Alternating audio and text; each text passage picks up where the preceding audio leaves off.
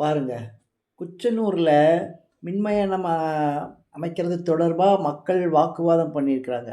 வாக்குவாதம் பண்ணிட்டு இருக்கும்போதே, அ தங்கத்தமிழ் செல்வன் அமைச்சர் ஆவேசமாகி கார திறந்துட்டு அடிக்க பாய்ந்தாருன்னு சொல்றாங்க. ம். ஒரு அமைச்சர் இந்த மாதிரி ஆவேசம் அடையலாமா? கதவ திறந்துட்டு அடிக்க பாய்ந்தாராமா. அப்புறம் பார்த்தீங்கன்னா, அடுத்தது சேகர் பாபு. இந்த சுசீந்திரத்தில கோயில் விவகாரத்தில தேர் இழுக்கறக்கு போகும்பொழுது, அங்க வந்து அவங்க ஏதோ மக்கள் வந்து மாதா கி ஜெய், பாரத மாதா கி ஜெய் சொன்னதுக்காக ஆவேசம் அடைஞ்சுட்டாரு. உடனே அவங்கள வந்து ஏதோ கெட்ட வார்த்தையில பேசுன மாதிரி, "சோறு திங்கிறியா? வேற ஏதாவது திங்கிறியா?" அப்படிங்கிற மாதிரி கேட்டாராம். ம். ஸோ இந்த அமைச்சர்கள் வந்து ஒரு அமைச்சரா இருக்கிறவங்க, பொது வெளியில இந்த மாதிரி ஆவேசம் அடையலாமா? மக்கள் வந்து பல கூட்டத்தில அவங்க என்ன வேணாலும் தான் பேசுவாங்க. என்ன வேணாலும் கோஷம் போடுவாங்க.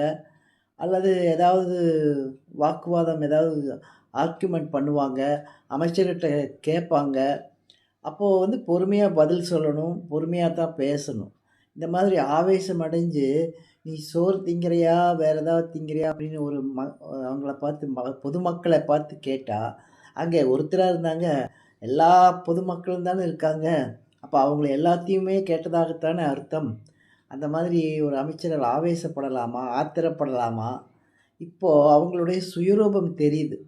எப்படின்னு கேட்டிங்கன்னா, இனி நம்ம ஒரு வேளை ஜெயிப்போமோ, அ தே தேர்தல்ல தேர்தல்ல தோல்வி அடைஞ்சிருமோ, அப்படிங்கிற ஒரு டென்ஷன்ல, ஒரு பயத்தில, திமுக இனி வராது அப்படிங்கிற ஒரு பயத்தில, அவங்களுக்கு வந்து டென்ஷன் ஆகும்போது, இந்த மாதிரி மக்களை பார்க்கும்போது எரிச்சல் ஏற்படும்.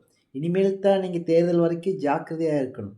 இந்த மாதிரி 4 இடத்துல போய் இது பண்ணீங்கனாலே, உங்களுடைய சுயரூபம் வெளிப்பட்டுடும். ஸோ அமைச்சர்களா இருக்கிறவங்க, அவங்க எப்படி வேணாலும், என்ன வேணாலும் கேட்பாங்க. அதுக்கு தானே நீங்க இருக்கிறீங்க. அவங்களுடைய வேண்டுதல்கள், அவர்களுடைய விவாதங்கள், அதெல்லாம் கேட்கறதுக்கு தானே நீங்க இருக்கீங்க. அப்போ பொறுமையா தான் பதில் சொல்ல முடியும். அப்படி உங்களுக்கு அத புடிக்கலைன்னா, அந்த கோஷம் புடிக்கலைன்னா சத்தமில்லாம வெளியேறிறணும். அத விட்டு போட்டு அவங்கள போய் "நீ சோறு திங்கிறியா? இப்படியா? அப்படியா?" பேசுறது. அவரு என்னடான்னா அடிக்கவே கார் திறந்துட்டு அடிக்கவே வந்திருக்காரு. இதெல்லாம் எப்படி ஒரு அமைச்சர்கள்? இனிமேல் தான் இவங்களுடைய அந்த சுயரூபங்கள் எல்லாம் ஒவ்வொரு அமைச்சர்கள், ஒவ்வொரு எம்எல்ஏக்கள் எல்லாம் வெளிப்படும். மக்கள் நிச்சயமா போற இடத்துல ஏதாவது கேட்பாங்க. ஏன்னா தேர்தல் சமயம் இல்லையா? நிச்சயமா கேட்பாங்க. நீங்க பொறுமையா இருந்து தான் பதில் சொல்லணும். இப்போ இப்ப தான் தெரியும் மக்களுக்கு உங்களுடைய சுயரூபம்.